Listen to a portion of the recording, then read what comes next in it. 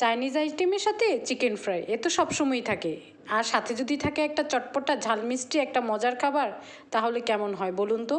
আজকে এমন একটা উপকরণ নিয়ে আপনাদেরকে দেখাতে এসেছি, চলুন দেখি।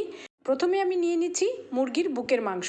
এগুলোকে আমি চোখো চোখো করে কেটে নিয়েছি। এই রেসিপিতে এরকম চোখো চোখো বুকের মাংস নিলে খুব ভালো হয়।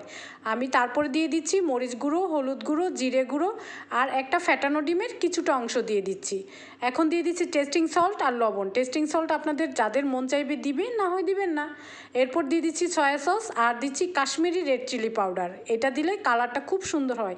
এই রেসিপিতে কালারটা খুব ইম্পর্ট্যান্ট। টক ঝাল মিষ্টি এ সব কিছুর সমাহারেই এই রেসিপিটা। এখন আমি সামান্য কর্নফ্লাওয়ার দিয়ে নিচ্ছি। কর্নফ্লাওয়ার দিয়ে ভালো করে মাখিয়ে নিব যেন প্রতিটা মাংসের গায়ে কর্নফ্লাওয়ারটা লেগে যায়।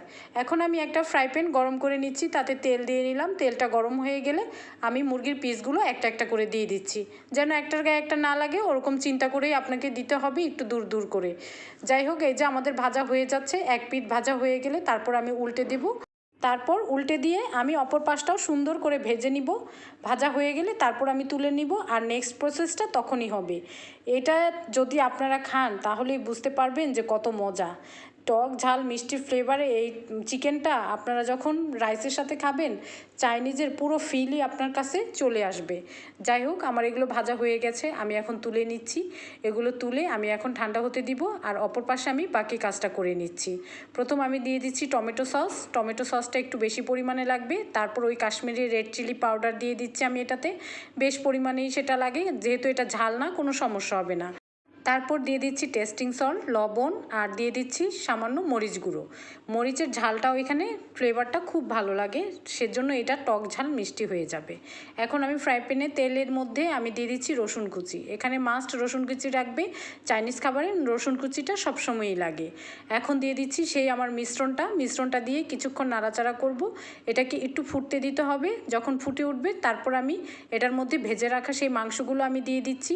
মাংসগুলো দিয়ে কিছুক্ষণ নাড়াচাড়া করব। আর এখন দিয়ে দিচ্ছি কিউব করে কাটা পেঁয়াজ ও কাঁচামরিচ। এই পিসগুলো এই যে এরকম হবে, আপনারা দেখে নিন যে কিভাবে এটা আমি পিস করেছি চৌকো চৌকো করে। এটা যখন মুখে লাগে তখন খুব ভালো লাগে। আর পেঁয়াজটা আগে দেইনি, কারণ এটা একটু কাঁচা কাঁচা থাকলে সেটা খেতে একটা সুস্বাদু ভাব আসে। এখন আমি সামান্য পানি দিয়ে নিয়েছি যেন এটা একটু সিদ্ধ হয়ে ফুটে উঠে। দেখুন এই যে বলক চলে এসেছে। পানিটা যখন একটু টেনে আসবে তখন আমি দিয়ে দিব এতে চিনি। যেহেতু এটা টক ঝাল মিষ্টি হবে তাই চিনি তো দিতেই হবে, আগেই বলেছি। চিনিটা দিয়ে কিছুক্ষণ নাড়াচাড়া করে আমি একটু গাজর কুচি দিয়ে দিব। এটা আমার ফ্রিজিং করা ছিল, গাজর দিলে একটু ভালো লাগে খেতে। রেসিপিটা আমার কমপ্লিট। নাড়াচাড়া করে আমি এখন নামিয়ে নিব, তারপর পরিবেশন করব। সবাই জানাবেন কেমন হয়েছে। আল্লাহ হাফিজ।